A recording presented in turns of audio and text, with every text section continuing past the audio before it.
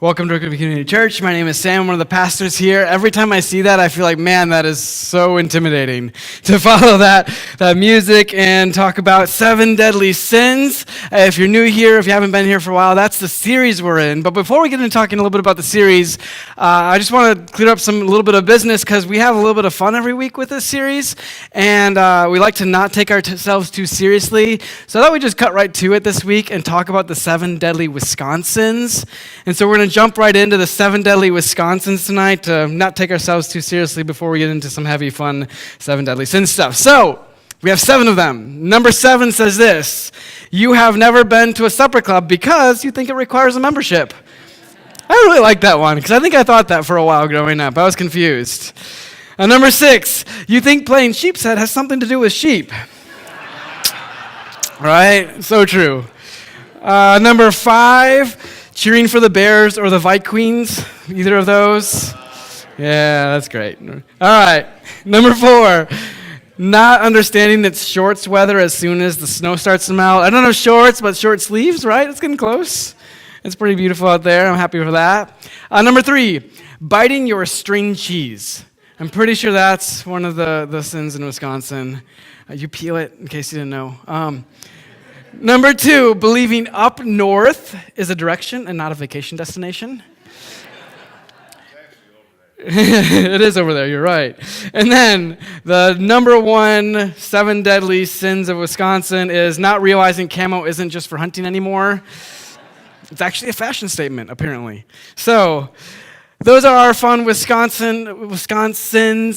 If you're here tonight and you have one or you want to share one, feel free to do that. We'll have a couple more weeks left of this series. And in front of you have your connection card. You can put it on there, toss in the offering basket a little later, and maybe we'll use it. It'll be some fun. So go ahead and do that if you want.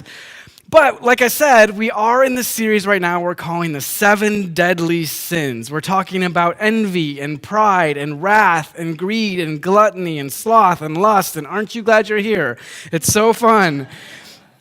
But it's this list that actually over time became this standardized list in the church. In the beginning of the church, a couple hundred years in, they began to talk about these virtues of what a person should be, what the virtues are. And in conjunction with those virtues are the opposite sides of these things, these sins, these deadly sins. And over time, there became this, as they studied the Bible and looked to God for the direction with this, they found some ideas of what these might be. And they kind of became an official list in 580 AD with Pope Gregory the First. He made it an official thing.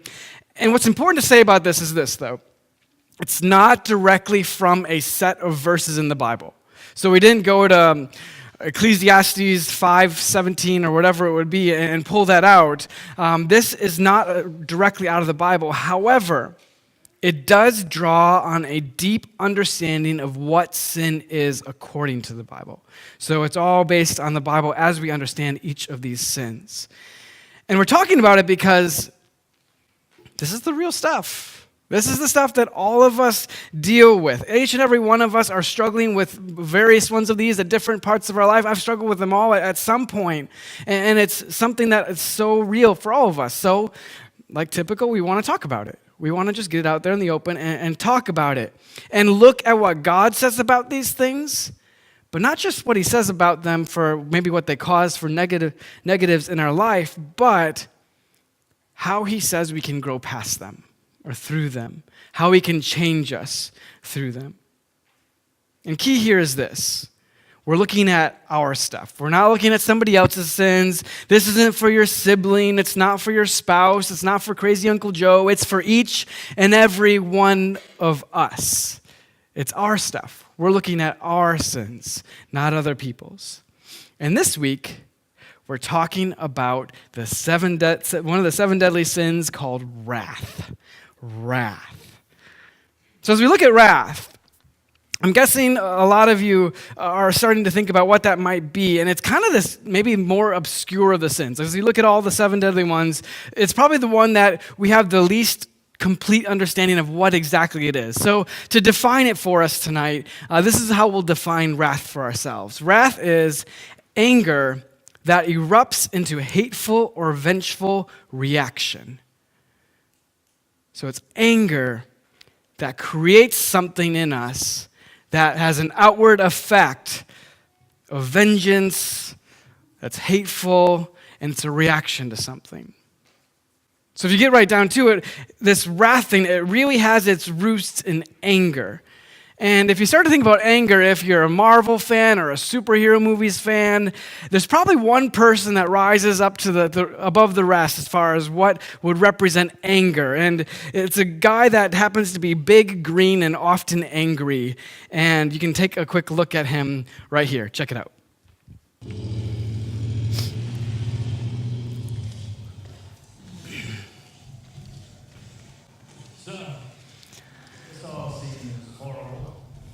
I've seen worse.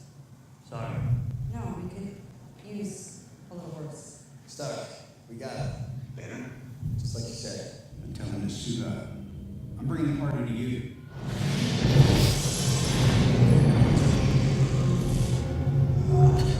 I don't see how that's a party.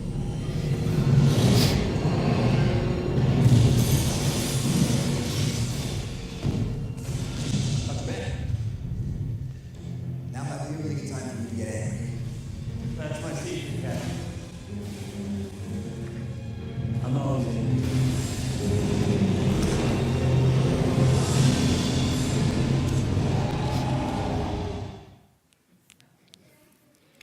So you didn't know that's from one of the Avengers movies, and the guy's name is the Hulk, the big green angry man, basically. But did you catch what he said at the end?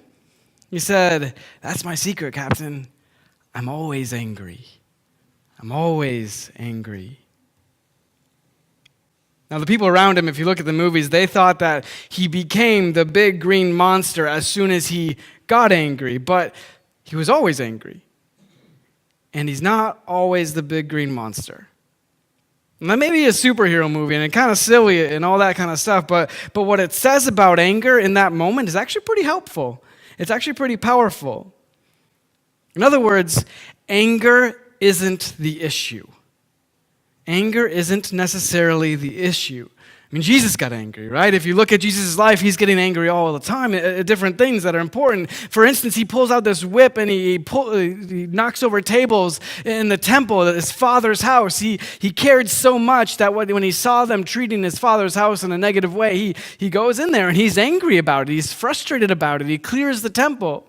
A little bit later, at an early point, he had called the Pharisees and the religious leaders hypocrites. He called them a brood of vipers because of what they required of people. They required too much of them, and they had this huge, heavy load on them as people. So he called them these terrible names, not terrible names, but very convicting names.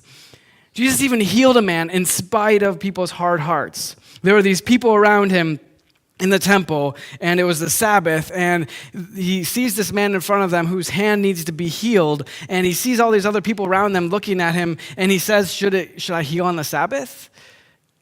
And they won't answer him.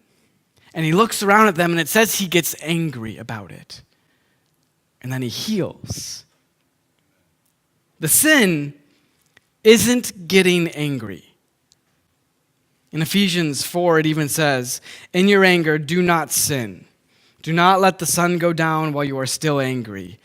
In your anger, do not sin." You can be angry and not sin. One doesn't require the other.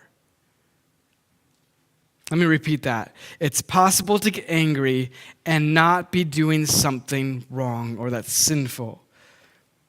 But how do you know if you're sinning or not, right? How do you know? That's really the question. How do you know if you're committing the sin of wrath or not? I'm curious, how many of you know somebody in your life, and if it's the person next to you, don't raise your hand, who just is kind of always angry, right? You have that person in your life, you nod your head. That might work better, right? Nod your head. Don't nod too vigorously. Do you know that person who's just kind of always angry? And so it doesn't really surprise you, right? It doesn't really surprise you when they act out. Like when there's wrath that comes out. There's an action that comes out that's not so nice or kind. There's this thing that's there. So they're always angry, and it's just you just kind of walk with like a 10-foot pole around them, right? Like, I'm only going to get this close. I'm only going to be so close to them because I know something could come out. Now, on the other end of the spectrum, how many of you know somebody who's like super even keel, really calm, very kind, very nice, and it takes a ton to get them angry. Now, here's what you need to know. When they get angry, pay attention, right?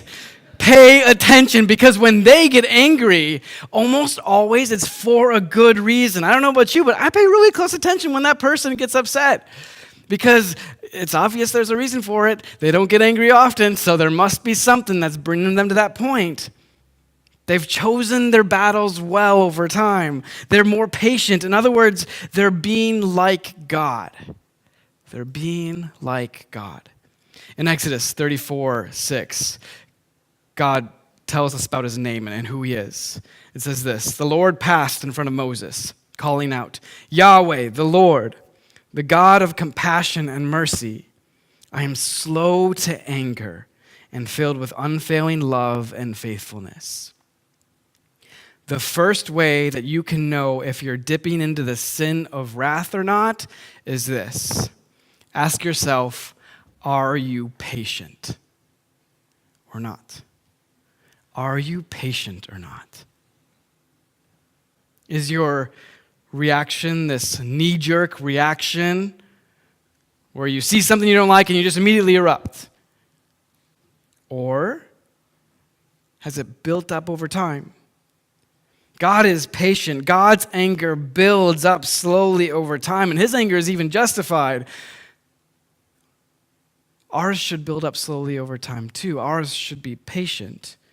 Patience means you're giving people a break. You're extending some grace. You don't just fly off the handle. Are you patient? Is your anger patient? The second way that we can know if we're slipping into the sin of wrath is this. Does what you're angry about line up with what God gets angry about? Does what you're angry about line up with what God gets angry about? There are some things that I think we often get angry about that, you know what, they just plain don't line up with what God gets angry about. For example, for me, when I am in traffic, a 2-lane highway going one direction, you're both going the same direction, there's moments when somebody will be in the left lane and someone will be in the right lane, and they will both be going like 60 and a 70, and they don't move.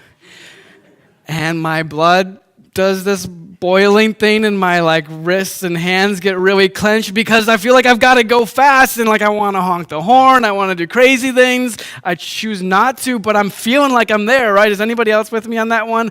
Move over, the left lane's for passing. Come on, please. Go a different speed for a minute. Anyways, that one gets me boiling. I can't stand it for some reason. And then when I think about it, what's the big deal? It's going to be 2 more minutes, maybe 5, if they stay that way for the next 3 hours. It's not that big of a deal. It's going to be fine. So in that moment, I could just, relax. I could look at the surroundings, maybe there's a cool field or some cool houses or architecture, or maybe it's just a nice day, or maybe I could talk to the person I'm with and not be so intense about going so fast. That is obviously something that God doesn't really get angry about. That's not something that lines up with his character. Don't let the stuff make you angry that's not worth getting angry about. That doesn't line up with God's character. Some stuff is just not worth it, and your life is going to be better. You're going to enjoy life more if you're not getting so angry about things that aren't worth getting angry about. So that's the case. If there are some things we should just not get angry about, is there something we should?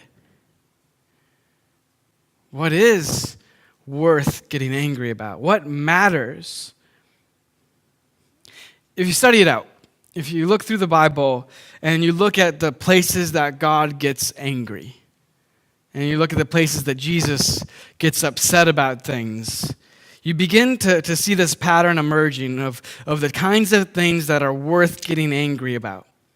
And so as you study it out, there are 2 overarching possibilities. And there's more than this, but this is kind of like the basic 2 couple things that we can see that God always gets angry about. And it starts in Genesis chapter 1. It says this.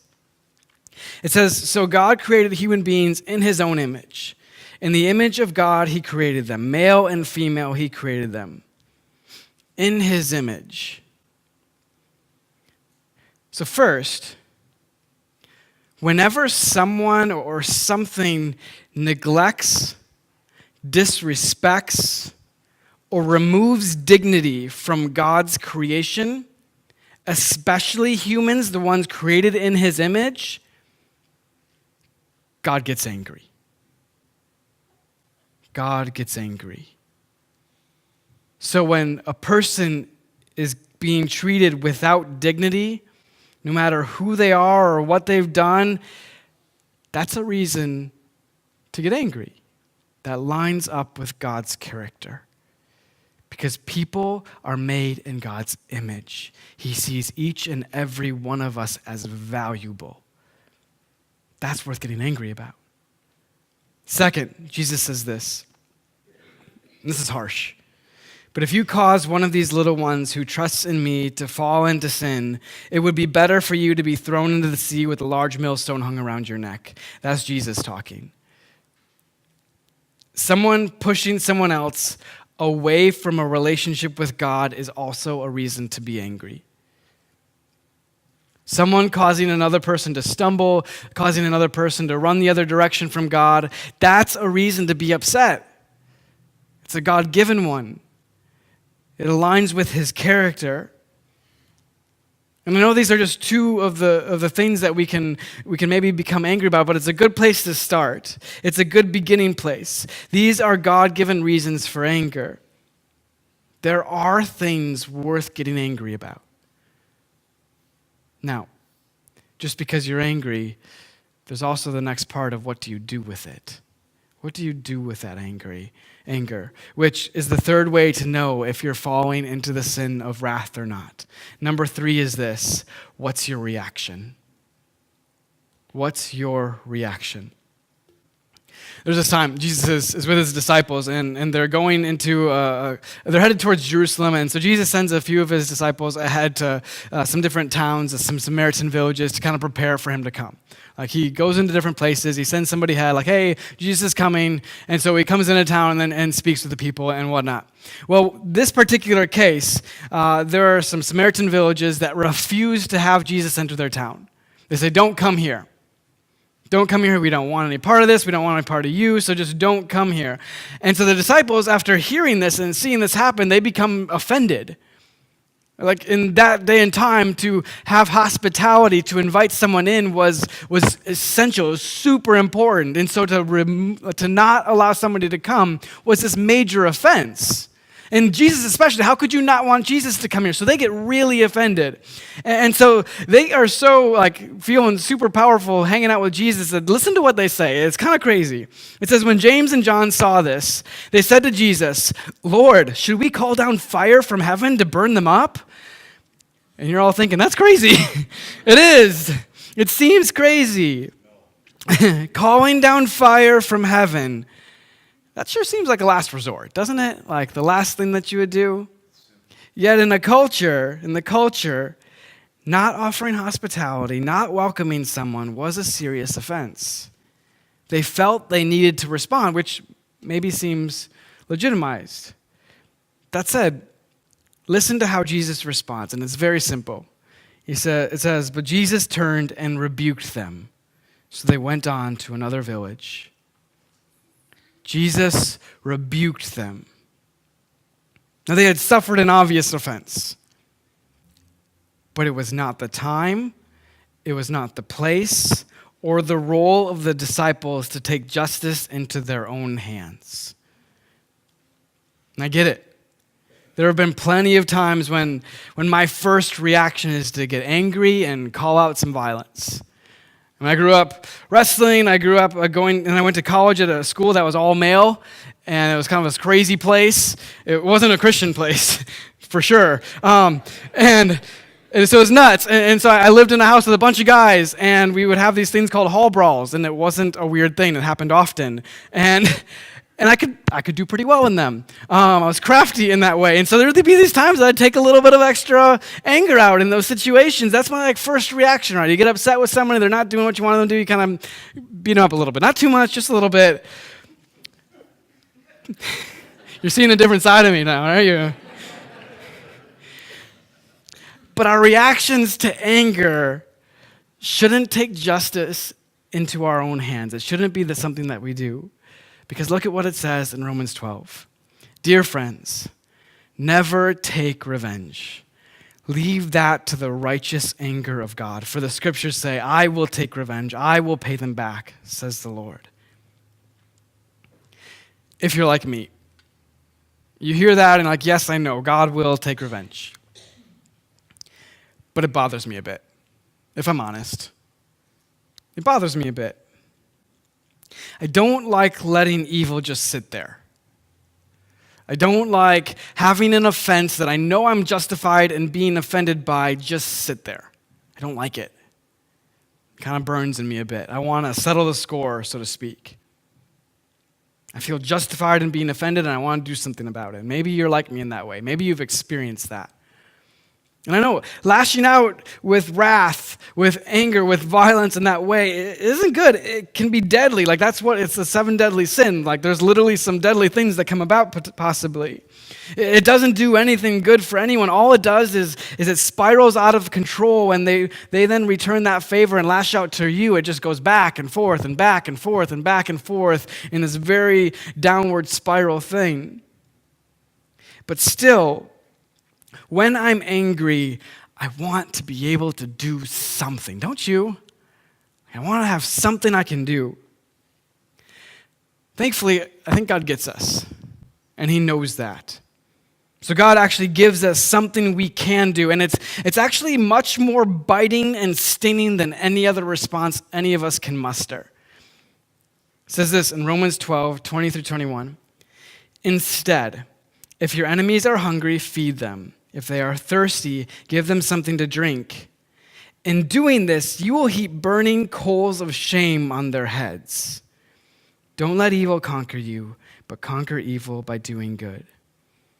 Jesus himself, he said it this way. He said, you have heard the law that says, love your neighbor and hate your enemy, but I say, love your enemies, do good to those who hate you, pray for those who persecute you.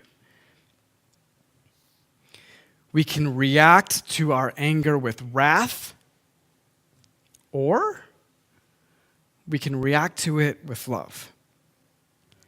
And it doesn't mean that they'll take our kindness toward them. Like we could maybe offer something. They could just say, no, I don't want anything to do with it. But in giving it, we'll have done what we're commanded by God to do, and we can move on guilt-free.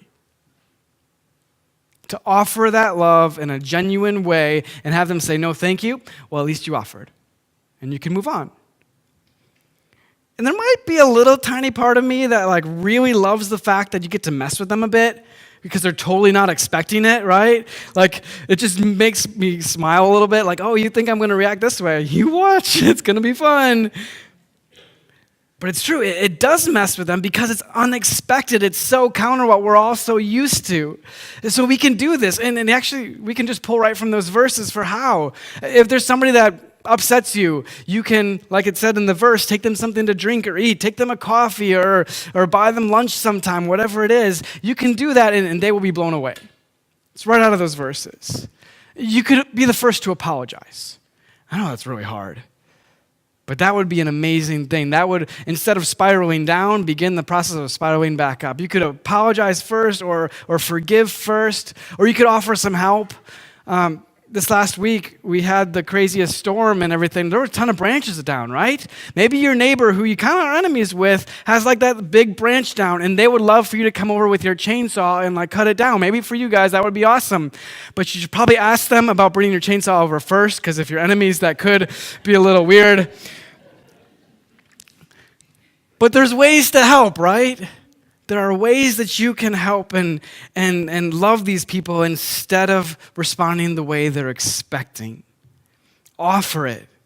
No, they might not accept it, but either way, you can move on guilt-free. Because here's the bottom line. We've all offended God time and time and time again since the beginning of humanity. Yet, his response was to send his son to a cross on our behalf. An act of love that showed itself pure and righteous when Jesus was raised from the dead.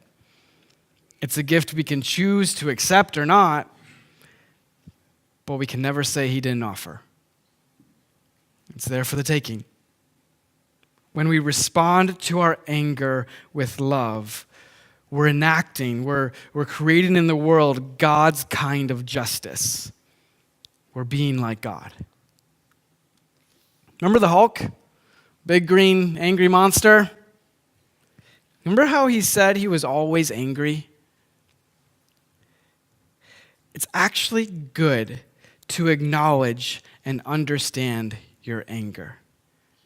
Maybe you feel like you're pretty much always angry. Admit it. Acknowledge it. Even if you're angry often, that's okay. It's what you do with it that matters. You can practice patience. Practicing patience allows that anger to seep out a bit over time.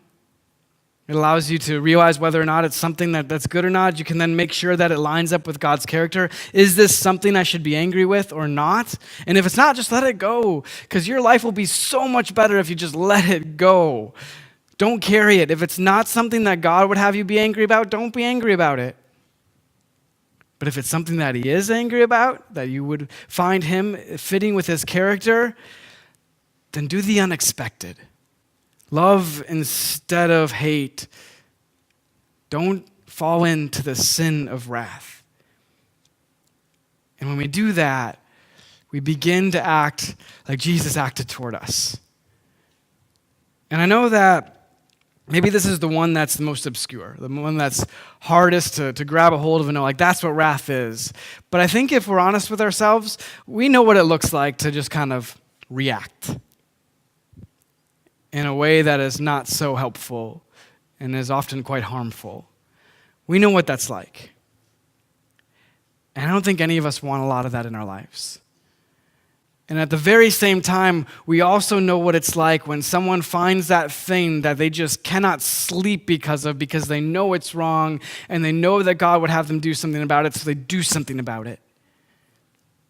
And our lives and our world is a better place because of those people that listen to that. Anger is not the issue. Anger is an opportunity for us to see what God is doing in us, ways for us to change ourselves and transform ourselves, and ways for us to get after that thing that God has put on our hearts to do. It's powerful. As we finish up here, I'm going to close by saying a prayer. And that prayer will be very simple. It'd be that we could be patient with our anger, that we could assure ourselves and find out if it aligns with God's character, if it's something worth being angry about. And then finally, that we could do the unexpected, that we could love like God loves instead of fall into the sin of wrath. If you want that for yourself, would you pray with me? Dear God, we are so incredibly grateful for just all the ways that you love us. We've offended you so many times, and yet you still sent your Son to forgive us and offer us that freedom that he does through the cross and an empty grave. God, as we spend this time thinking about this ugly sin of wrath, we don't want any part of it. We want a life that's free from it, that does the opposite. So God, as we fall into that angry place, that happens, and that's normal and natural, God, help us to be honest with ourselves about it and to ask if we're being patient, if we're filled with grace or not, if we're giving people a second chances and third chances.